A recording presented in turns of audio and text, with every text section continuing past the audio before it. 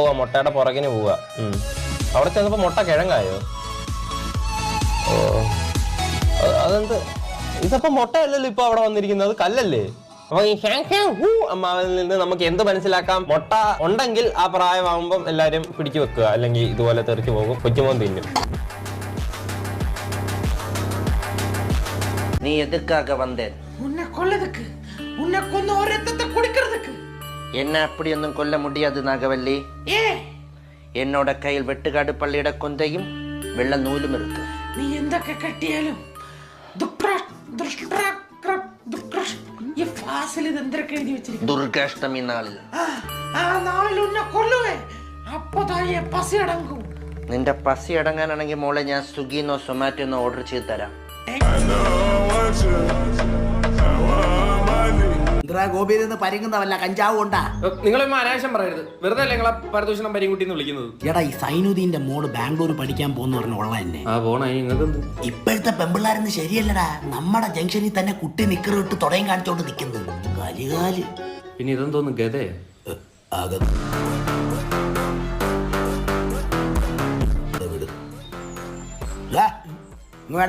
എന്താടോ നീ ഇന്നലെ ബസ് സ്റ്റാൻഡിൽ നിന്ന് പരിഗണണ്ടല്ലോടാ? ബസ് സ്റ്റാൻഡിൽ ബസ് കയറാൻ നിന്ന്, അല്ല ഫ്ലൈറ്റ് കയറാൻ പറ്റൂ? പോടാ, അടുത്ത ഫ്ലൈറ്റ് കൂടി പോടാ. ഇവന്റെ ഭാര്യ അവിടെ ജോലിക്ക് വന്ന് ടെക്നോ പാർക്ക് കണ്ടവന്റെ കൂടെ ഏത് പാർക്കി ഇരിക്കാന്ന് പഠിച്ചോന്ന്. പരതോമങ്ങൾക്ക് എന്ത്? നിങ്ങളെ ജാഫർക്കട മോന്റെ കല്യാണം മുടക്കി എന്തിന് മുടക്കും? നിങ്ങൾ അവനെ നേരെ കണ്ടിട്ടുണ്ടോ? കണ്ടിട്ടുണ്ട്. LKG പഠിക്കാൻ നേരത്ത് UKG പഠിക്കുന്ന കൊച്ചിന്റെ പാർലേജും കട്ടോണ്ട് ഓടിയവനാ. അന്നേ വെടക്ക. Daddy I want a new bike. എന്ത്? നാട്ടിലെ കൊച്ചു പിള്ളേർക്ക് ഒരു ബൈക്ക് ഉണ്ട്, എനിക്കില്ല. അത് തത്തി വന്നു ദാണ്ടാ, എനിക്കും അത് ബൈക്ക്. മക്കളെ, ദിവസം തോറും എന്തുമാത്രം ബൈക്ക് ആക്സിഡന്റ് നടക്കണ. വരാനുള്ളത് വഴി തങ്ങൂല. അതിന് ഏറ്റവും വലിയ ഉദാഹരണമല്ലേ അമ്മയ്ക്ക് അച്ഛനെ കിട്ടിയത്. അത് പോയിന്ത് വല്യത്ത. എങ്കിലേ ഒരു സെക്കൻഡ് ഹാൻഡ് ബൈക്ക് വാങ്ങിച്ചു തരാം, പക്ഷെ ഓട്ടിക്കരുത്. ഇനിയിപ്പോ വണ്ടി എടുത്തിട്ട് ഷോക്കേസ് ചെയ്ത് വെക്കാതാ. കൊരിപ്പ് പെട്രോളിന് കൊടുക്കത്ത വിലയാണ് പറഞ്ഞ. അത് ഞാൻ പണിക്ക് മേടിച്ചോളാം. മാമ അങ്ങനെയെങ്കിലും പണിക്ക് പോകുന്നത് എനിക്ക് കാണാൻ പറ്റൂല. ഇത് കൊതു വല്യത്താ.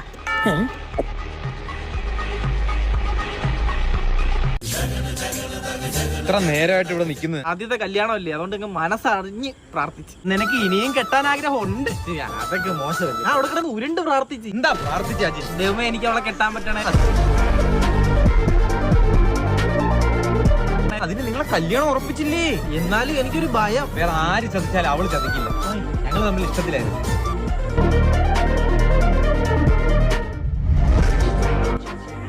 നിന്റെ കല്യാണത്തിനാണ് ഈ 1.5 ആഴ്ച ലീവിൽ ഞാൻ ഇവിടെ വന്നിരിക്കുന്നത്. ഞാൻ പറഞ്ഞ മറ്റേ ഊതി പരിപ്പിക്കുന്ന കട്ടിലുണ്ടോന്നാ? എന്താണെന്നറിയില്ല അമ്മ, എനിക്ക് വായിക്കാനുള്ള വിമ്മിഷ്ടമാണ്. പൊട്ടി വന്നു, കൺട്രോൾ ചെയ്യാൻ പറ്റാതെ വായിച്ചു പോയതാ. അതെന്താ അങ്ങനെ? ആ ഇതന്നെയാണ് ചെയ്യണ്ടെന്ന് പറഞ്ഞതേ ചെയ്യാൻ തോന്നു. ബുക്ക് പൂജിക്കാൻ വെച്ചതിന് ശേഷം എഴുതാനോ വായിക്കാനോ പാടില്ല എന്ന് പറഞ്ഞാൽ അത് ചെയ്യാനേ തോന്നു. വെറും വിരോധാഭാസം. ആ വെറുതെ അല്ല അമ്മ എന്നോട് പഠിക്കാൻ പറയുമ്പോ എനിക്ക് പഠിക്കാൻ തോന്നാത്ത വെറും വിരോധാഭാസം. അത് വിരോധാഭാസല്ല, നിന്റെ വെറും തോന്നിയാസം. പൂജയ്ക്ക് വെച്ചിട്ട് വായിച്ച കാരണം എന്റെ പഠിപ്പ് പോവോ അമ്മ? അത് പോയി പേടിക്കണ്ട, പഠിപ്പൊന്നും പോവില്ല. ആ കഴിവുണ്ടേലല്ലേ പോവോന്നുള്ള പേടി വേണ്ടു. ഗൈസ്, അങ്ങനത്തെ ഫുഡ് ഇവിടെ ഫുള്ള് കാലിയായിട്ടുണ്ട്. തളർന്ന് വയ്യാണ്ടായില്ലേ അത്? ഗൈസ് ഒന്ന് പോയി കിടന്നാ മതി, കാരണം അമ്മാരി തളർച്ചയായിട്ടുണ്ട് എല്ലാവരും. അപ്പൊ ഇനി നമുക്ക് എന്തായാലും നേരെ വീട്ടിലേക്ക് പോവാം. ഇനി ഞാൻ ഡ്രൈവ് ചെയ്യണേ. അത് പാവം ഇത്ര നേരം നമ്മൾക്ക് ഫുള്ള് ഡ്രൈവ് ചെയ്ത് യാത് കേട്ടാ. നമ്മളവിടെ നീ നിനക്ക് വണ്ടി ഓടിക്കറിയോ?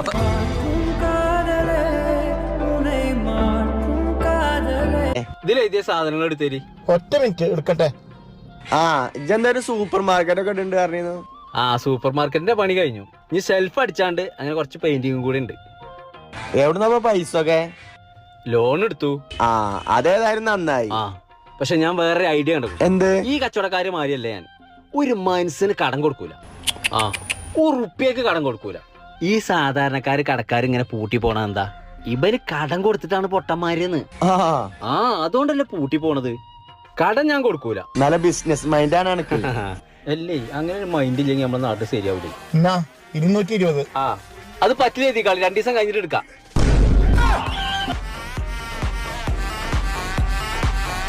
മാഡം നാഷണൽ അവാർഡ് കിട്ടി, എന്ത് തോന്നുന്നു? ആ നഷ്ടപ്പെട്ട് പോയ കുട്ടീനെ കാണുമ്പോഴുള്ള പെർഫോമൻസ്, ഹൗ കം ദാറ്റ് ഇത്ര ഡെയറിംഗ് ആയിട്ടുള്ള ഡിഫറെൻ്റ് ആയിട്ടുള്ള ക്യാരക്ടർ ചെയ്യാനുള്ള ഒരു ധൈര്യം അവിടെ നിന്നാണ് ഉണ്ടായത്.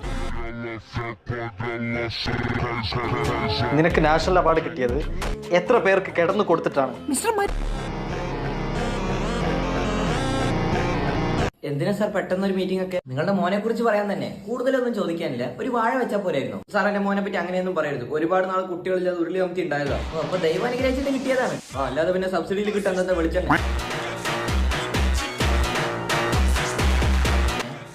ഈ തർക്കുത്തരം ഈ ശീലമാണ് ഇവര് കിട്ടിയിട്ടുള്ളത്. തനിക്കറിയോ, ഇന്നലെ അവൻ എന്റെ മുഖത്ത് നോക്കി തെറി വിളിച്ചു. എന്നിട്ട് ഞാൻ അടി കൊടുത്തു. എന്തിനാ അടി കൊടുത്ത? പിന്നെ എന്റെ തന്തയ്ക്ക് വിളിച്ചവന് ഞാൻ ലവ് ബൈറ്റ് കൊടുക്കണം. അതല്ല, ഗുണം തോഴിച്ചൂടെ? ഇവനെ ഗുണം തോഴിച്ചിട്ട് ഒരു കാര്യമില്ല. ഇത് കണ്ടോ, ഇത് എന്റെ പ്രോഗ്രസ് കാർഡാ. എന്റെ വീട്ടിലെ കോഴിക്ക് ഇത്ര മുട്ടയിടാനുള്ള കഴിവില്ല. എന്നാ അതിനെ അറക്കാൻ കൊടുത്തൂടെ?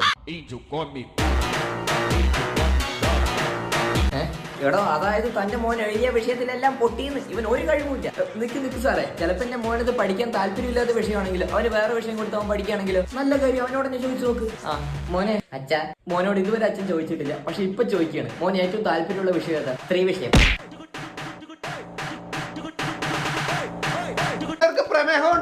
സഭയിലാണോ ഒന്ന് ചർച്ച ചെയ്യണ്ടേ?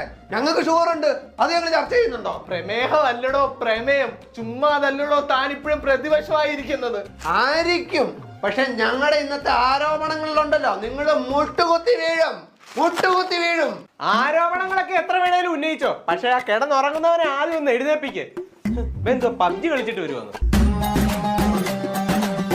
സാർ, ഞാൻ കട തീർന്ന ഒരു രാഷ്ട്രീയക്കാരനാണ്.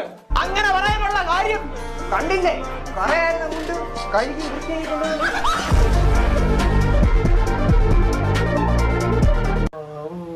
മോളെന്താ പറയണേ?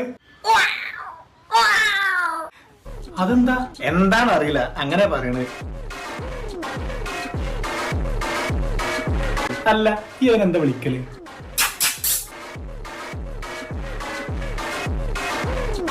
എന്താ പൂച്ചക്കുട്ടിയോ? അതിനൊരു പേരിട്ടൂടെ? 3 മാസമായില്ലേ? ഞാനൊരു പേര് പറയുമ്പോ ഇവിടെ ആർക്കും പറ്റൂല. ഉമ്മക്ക് പറ്റണത് ഓക്ക് പറ്റൂല, ഓക്ക് പറ്റണത് ഉമ്മക്ക് പറ്റൂല, ഇവർക്ക് എല്ലാവർക്കും പറ്റുമ്പോ വാപ്പക്ക് പറ്റൂല. അങ്ങനെയാണെങ്കിൽ ഇന്ത്യ നല്ലൊരു പേരുണ്ട്, അമേയാന്നിട്ടാലോ? പറ്റൂല. ആവുമ്പോ എന്താ അറിയോ, റോൾ നമ്പർ ഫസ്റ്റ് വരും, അസൈൻമെന്റ്, സെമിനാർ, ഫസ്റ്റ് ബെഞ്ച്. ശരിയല്ല, ഒരുപാട് അനുഭവിച്ചതാ. അങ്ങനെയൊക്കെ നോക്കുകയാണെങ്കിൽ സെഡ് കൊണ്ട് പേരിടേണ്ടി വരും. അത് പറ്റൂല, കുട്ടി ബാക്ക് ബെഞ്ച് പോവും. എന്നാ പിന്നെ ഒരു QO PO ഒക്കെ പിടിക്കാം, അതാകുമ്പോ അധികം പേരുണ്ടാവില്ല. ക്യൂ ശരിയാവില്ല. കാരണം എന്താ അറിയോ, ഈ ആധാർ കാർഡിലും അതേമാതിരി PSC ലിസ്റ്റിലൊക്കെ വരുമ്പോഴേ ക്യൂ തെറ്റാൻ സാധ്യതയുണ്ട്. PSCയോ ഈ പൈതലിനോ ഇത് വലുതാവൂലേ? എന്നും ഇങ്ങനെ കിടക്കുവോ? ദീർഘവീക്ഷണം. എന്നാ പിന്നെ ഫാത്തിമ മറിയെന്നൊക്കെ ഇട്ടാലോ? അതൊക്കെ വയസ്സായ ആൾക്കാരെ പേരാ. ഇതിന് പിന്നെ വയസ്സാവില്ലേ? ഇതിങ്ങനെ കിടക്കും 3 മാസത്തില്.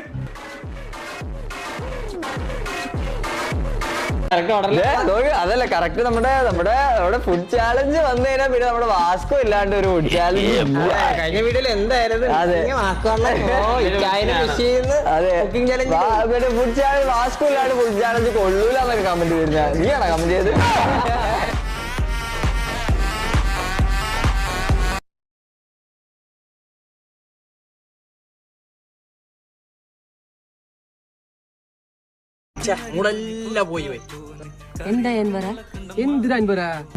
എന്തെന്തായിന്? ഞാൻ ഉപ്പാട്ടേണ്ട് പോയി അവനോട് ചോദിക്കുന്ന ഓൻ ചെല്ലണ്ടേ?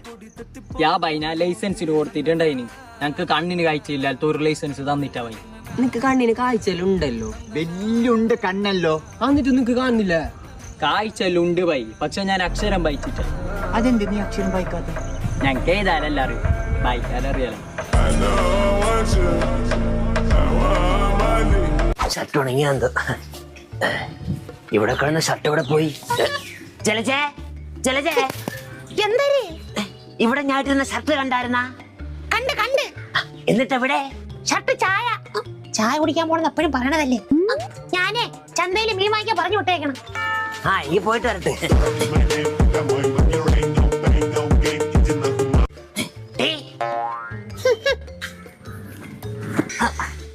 ചേടാ, എന്നാലും ഷർട്ട് ഇതെങ്ങോട്ട് പോയി?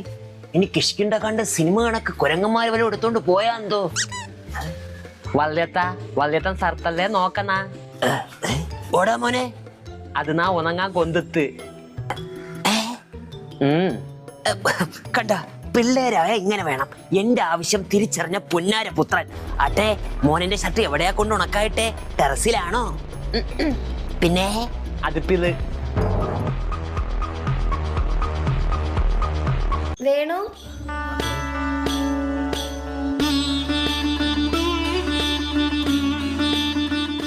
എന്തായി? ഡാൻസ് തുടങ്ങാം.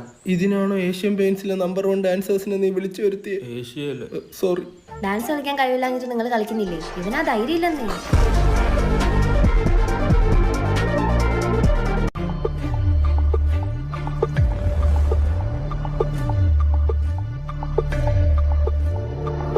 6 ചാപ്റ്റർ ആയിരുന്നു റിവിഷൻ പറഞ്ഞത്. ഞാൻ മറന്നുപോയെന്നാരും വിചാരിക്കണ്ട. എല്ലാരും എല്ലാം പഠിച്ചോടാ. എല്ലാരും എല്ലാം പഠിച്ചെന്ന് വിശ്വസിക്കുന്നു. അത് നമുക്ക് 7ാമത്തെ ചാപ്റ്ററോടാ.